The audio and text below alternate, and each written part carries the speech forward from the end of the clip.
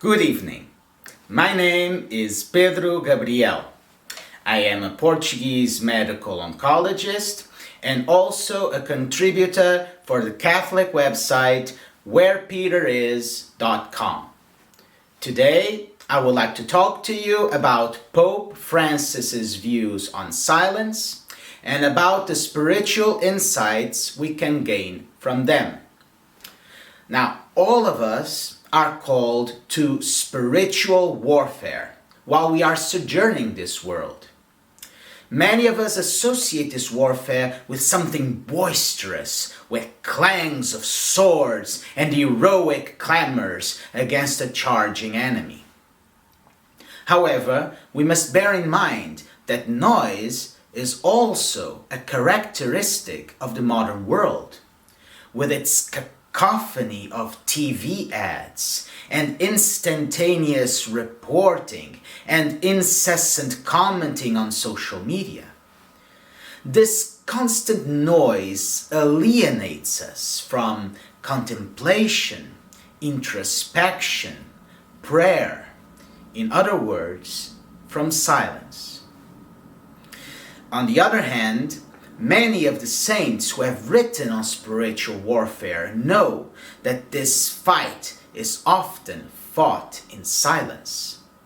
The soul either brawls interiorly with its own temptations, or must silently bear its cross in the face of the bellows of insults and evil doing around it.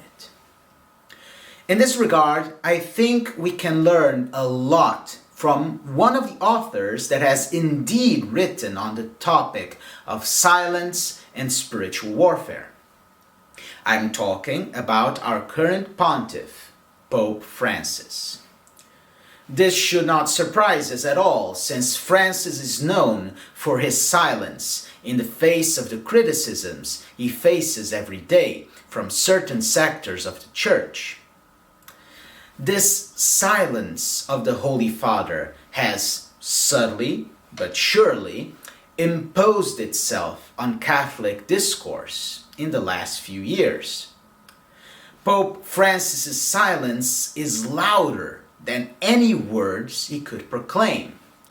Both his critics and his defenders are puzzled by this attitude of his.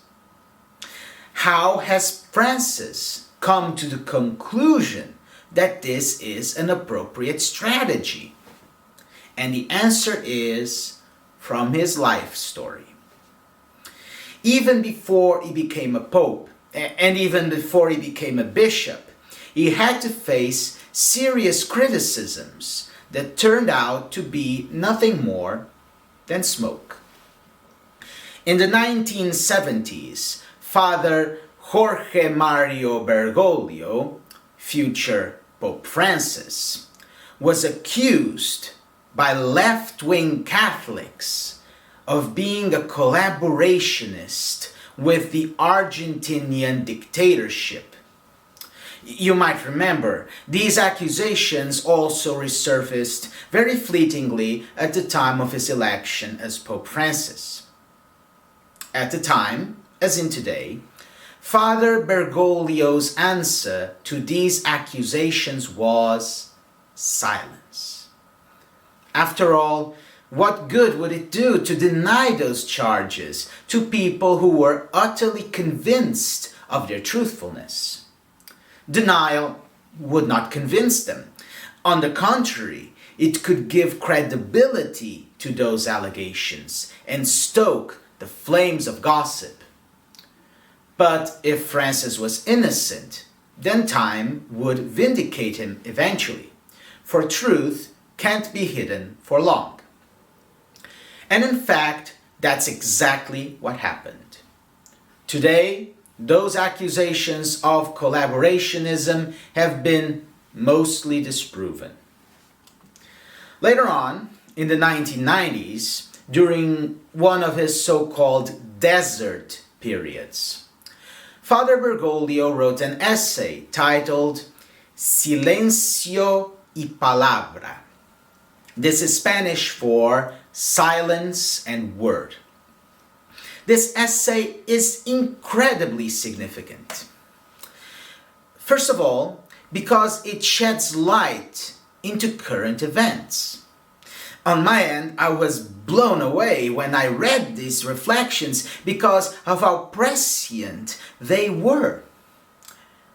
Secondly, because it contains extraordinary insights for anyone who is interested in the topic of spiritual warfare. So, what is it all about?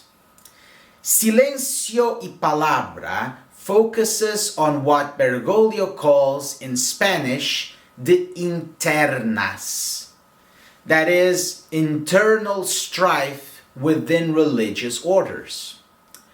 Those internas are the result of individual sins, when the brothers of the order fall into a series of common temptations, which then Father Bergoglio explains throughout the essay. For the purpose of this presentation, I think I should focus on only two of these temptations. The temptation of self-sufficiency and the temptation of suspicion. We must understand these two temptations, either to recognize them in ourselves so as to progress and grow in spiritual life, and also to recognize them on the others in order to discern the best way to act towards a person who is under the influence of these temptations. Regarding the temptation of self-sufficiency, Father Bergoglio's essay wrote, and I quote, "There is another way to promote oneself, a more subtle form of ambition. One seeks one's own promotion, but in a hidden way. It's the case of someone who presents things in a way for everyone to see, and he himself believes that he is searching the glory of God, the promotion of the church. But he does so with a prearranged compromise. He does so after having chosen the path beforehand. I will serve, but only this way." Then, the generous self-giving, which purports to be an instrument, a useless servant drinking from the Lord's cup, turns itself into a negotiation. There is a desire to be a protagonist of the work of evangelization, while forgetting that there is only one protagonist, Jesus Christ. This self-sufficient man puts his strength and he puts his talents at the service of the kingdom. He heeds the calling of the kingdom, but on the condition that he will be allowed to choose the methods, the paths, the plans. It's a redemption according to his own measure. This man does not know how to dialogue. He doesn't ask to be chosen. Rather, he is the one who chooses. End quote. Now, this should stir in us some introspection. Do we just follow the church when she directs us on the path we have chosen beforehand? Or do we allow ourselves to be molded by doctrine, even when we do not understand or when we do not agree?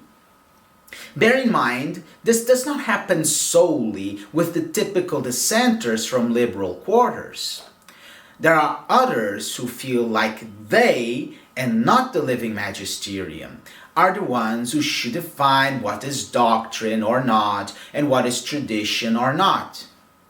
They claim that they are the ones who should choose the methods, what the church should teach, and when, and how.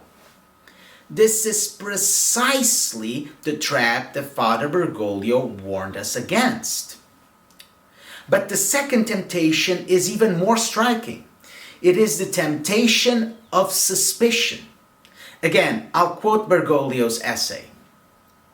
Suspicion is an old bug. It creates in the heart a certain uneasiness toward any behavior of my brother that I do not fully understand. This uneasiness grows in intensity and ends by seeing as a menace everything that it doesn't understand and control. The suspicious man sins against the light. He has enamored himself of this attitude of wanting everything clarified, because his life consists in confusing the conspiracy for the reality.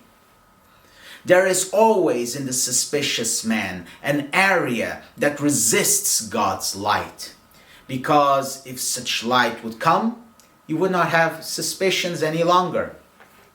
The ambiguous is his field of action, and he imposes it on others as if it were clarity.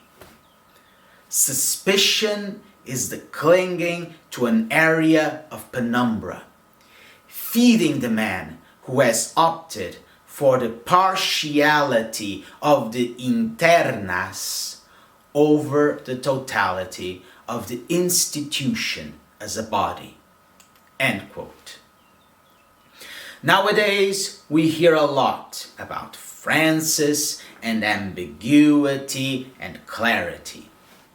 I have read His Holiness's works extensively, and I do not find him ambiguous at all.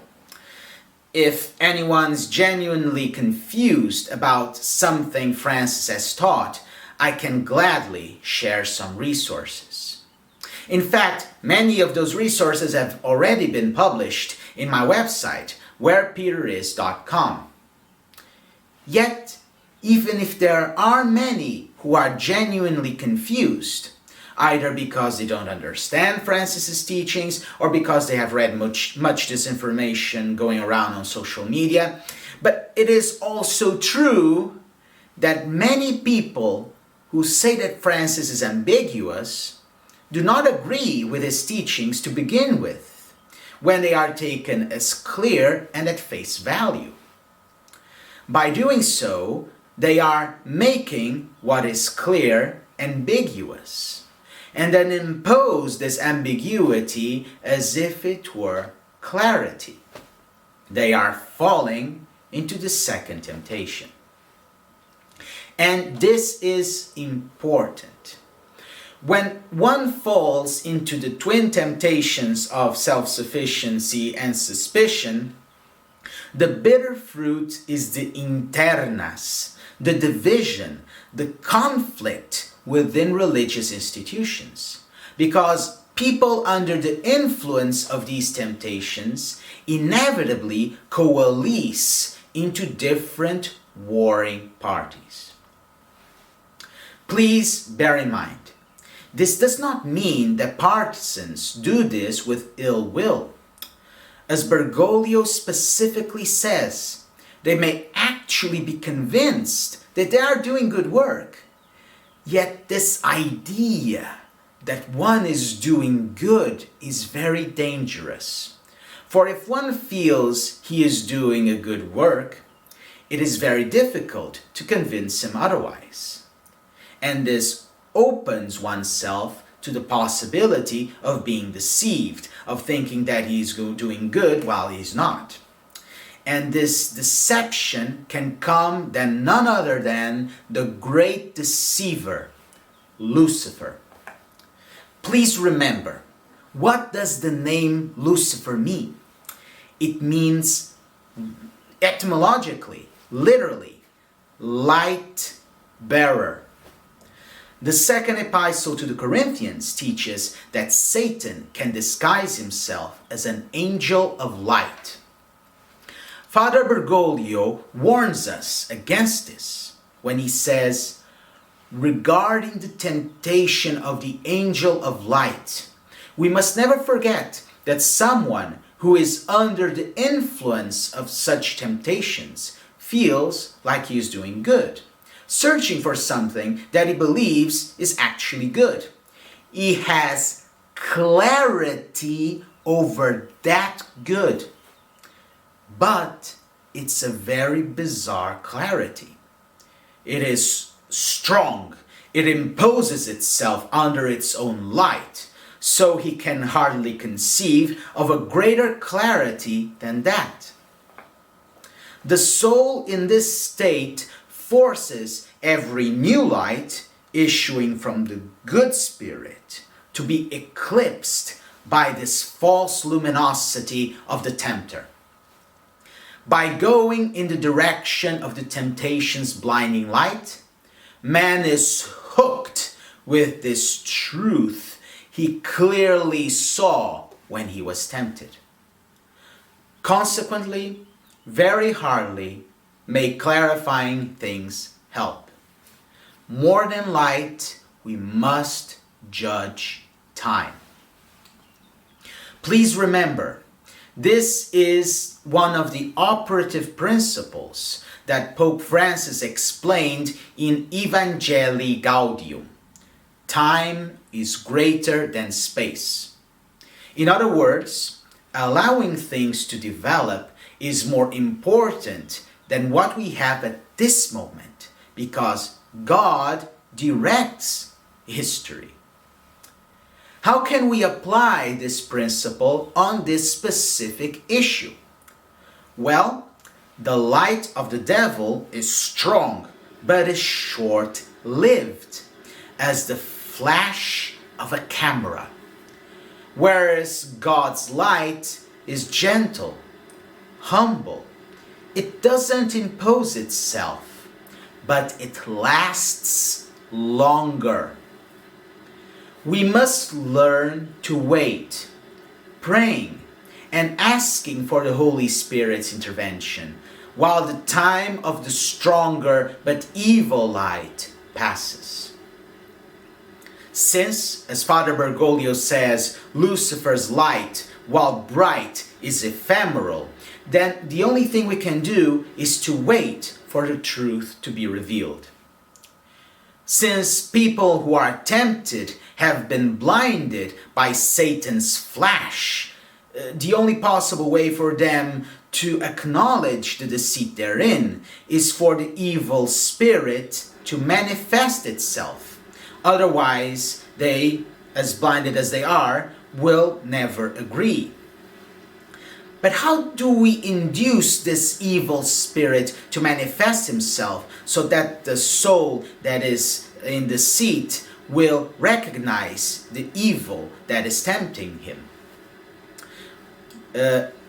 We can only do that by making room to God's light.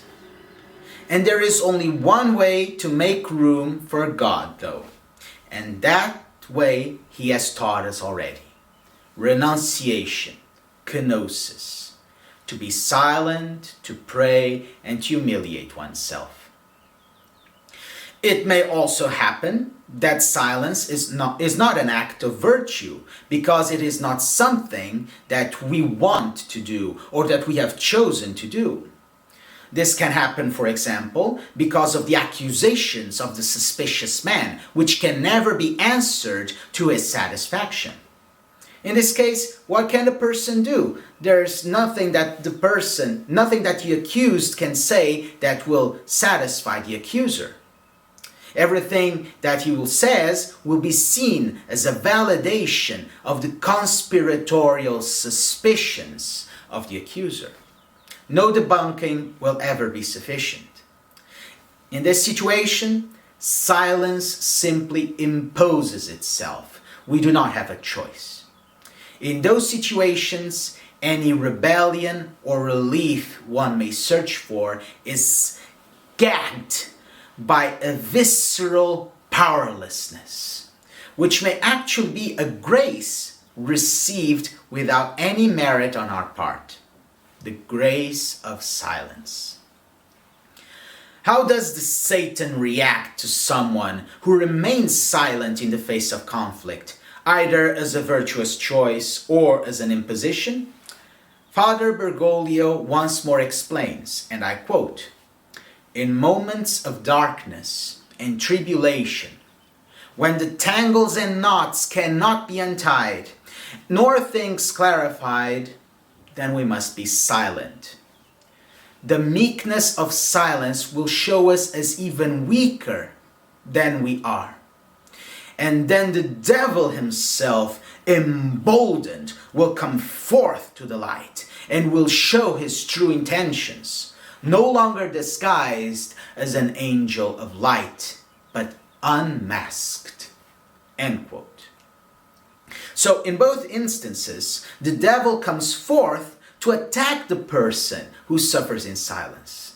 This is the moment when he loses his luminous mask, when his flash subsides. He shows his true evil colors. But we must be careful even then.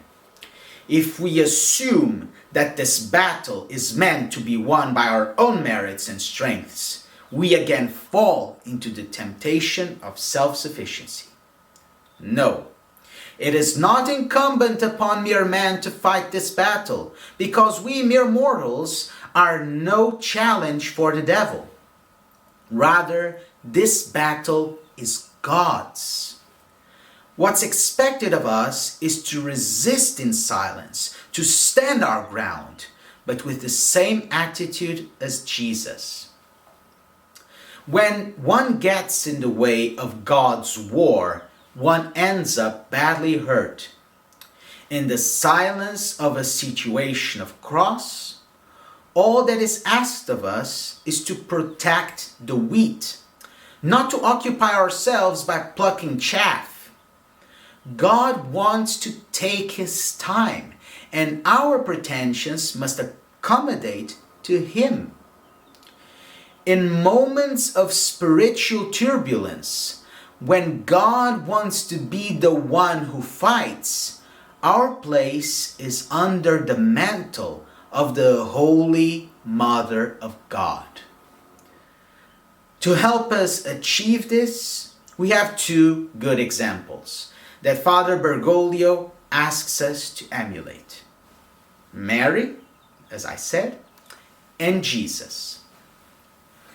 Father Bergoglio specifically tells us that the way to resist in silence in these situations is to imitate the attitude of Jesus. It is true that this is the attitude he assumed while being interrogated by the Sanhedrin, when the doctors of the law were trying to find fault with his words. By refusing to play along, Jesus was voiding them of arguments. But the greater lesson we can learn from Jesus' silence lies not in that episode. Father Bergoglio prefers to focus on Jesus' 40 days in the desert, because there he is actually in spiritual combat with the devil himself. Here, Satan tempts the Christ with the temptation of self-sufficiency, the possibility to do his own work in his own way, in a manner chosen by him, eschewing the obedience due to the Father. This temptation is presented in a very subtle way. If you are the Son of God, show me that you can do this. Jesus' answer to this temptation illuminates us. He doesn't enter into a theological debate with the tempter. In the desert, he will reply simply with fidelity. And he will hold this silence up to the moment of the cross. Jesus responds with faith and obedience. Fidelity, faith, and obedience. Remember, those are also the attributes of the Virgin Mary, the other example that we must emulate. Bergoglio is particularly fond of one of her traditional titles, Our Lady Untier of Knots. To this image of Mary, Bergoglio juxtaposes some imagery taken from the Bible, namely the book of Genesis. He says, "Those who purport to untie the knots by themselves eventually fail and end up more tangled than ever. Moreover, they begin to experience confusion out of their own sufficiency. It's a repetition of the Tower of Babel. And if we let this grow, the next step is the sufficiency of the Nephilim, the giants of old, who erect themselves as supermen with their own projects instead of God's. They are the archetypes of all human pretensions. Finally, the deluge comes, and all is in vain." This is the inevitable outcome of the temptation of self-sufficiency. Regarding the other temptation, the temptation of suspicion, the biblical archetype is King Herod, who stifles all life around him, even the innocence, to appease the ghosts of suspicion in his mind. All of these are the sons of Eve, the sons of her disobedience and incredulity. And all of this is untied by Mary with her faith and obedience. No one is immune to this knot, for all have sinned in Adam. This happens in the moment when one wants to consolidate his own project in exchange of God's project.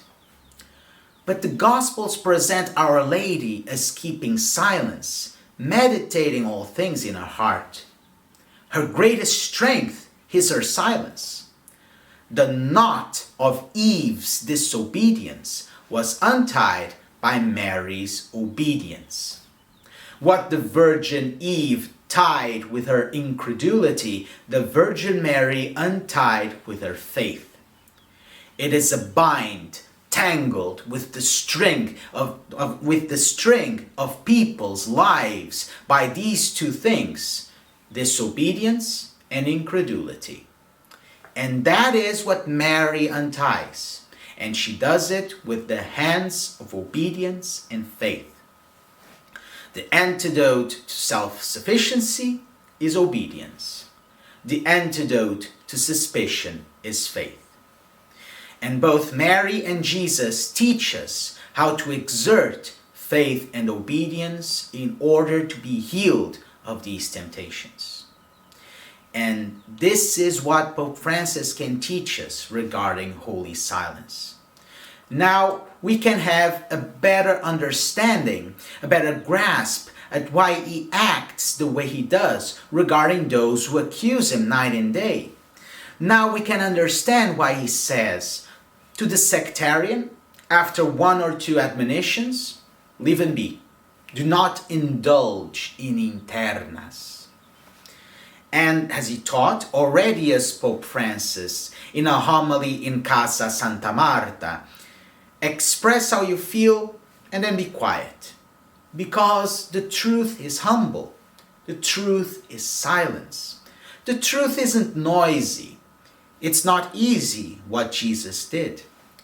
But the dignity of the Christian is anchored in the power of God. With people lacking goodwill, with people who only seek scandal, who only seek division, who only seek destruction, even within our families, silence, prayer. I do hope that by giving this presentation, I may have helped to shed some light as to Pope Francis's impressive silence in the face of so many criticisms we read about every day on Catholic media. More than that, I hope that those who are engaging in spiritual warfare may find these insights valuable, especially if they are experiencing tribulations that force them into silence, in the family, at work, at their parishes, anywhere. Also, I hope that those who heard this presentation might now know more about temptations of self-sufficiency and suspicion, and be on guard against them. because we must remember that this spiritual warfare happens most especially within us. So it is very important to recognize the temptations we are up against and how to deal with them. Thank you for listening. God bless you all.